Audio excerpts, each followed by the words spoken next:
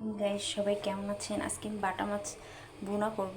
কিভাবে ভুনা করে দেখেন, এইভাবে করে ভুনা করে দেখবেন, অনেক মজা লাগে। তো আমরা দুজন মানুষ, তাই 5টা মাছ নিয়েছি। আর হচ্ছে লাউ দিয়ে ডাল রান্না করব রাতে সেহরির জন্য। তো আমি এটা হচ্ছে হলুদটা হালকা করে দিয়ে নিচ্ছি, হলুদ মরিচ আর একটু ধনিয়া গুঁড়া। এই যে হালকা করে লাল লাল করে নিচ্ছি, বেশি ভাজবো না তাহলে কালার আসবে।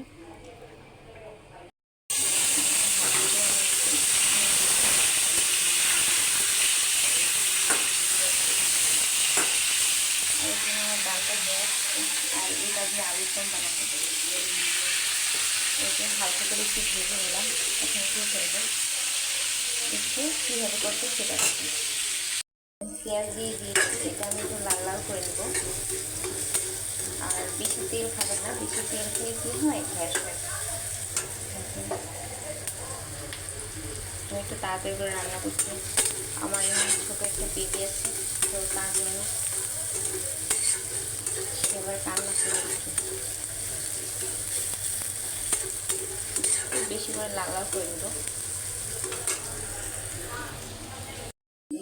আমি হচ্ছে দিয়ে এখন পানি দিয়ে নিচ্ছি। এর ভিতরে এখন মশলা দেবো। কী কী দেবো, এখানে হচ্ছে গিয়ে আপনার দারচিনি আছে, আর এখানে হচ্ছে একটু জিরার গুঁড়া আর ধনিয়ার গুঁড়া, হলুদ মরিচ লবণ, এগুলো আমি এটার ভিতরে একটু ঢেলে দেবো।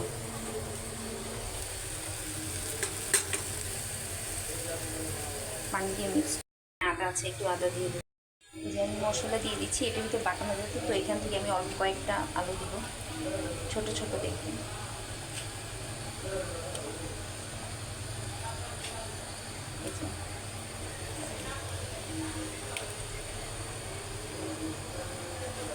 আর এই কয়টা আমি আলুর দম বানাবো। এটির ভিতরে আলু দিয়েছি আর মাছ দিয়ে দিয়েছি বাটা মাছ। এটা আমি হালকা করে কষিয়ে উঠিয়ে দেবো।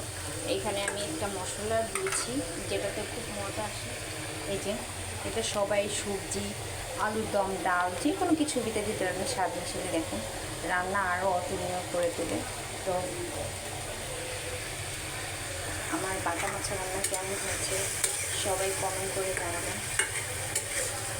দেখুন রান্নাটা, তো সবাই কমেন্ট করে জানিয়ে ভালো দেখবেন, শুরু করবেন।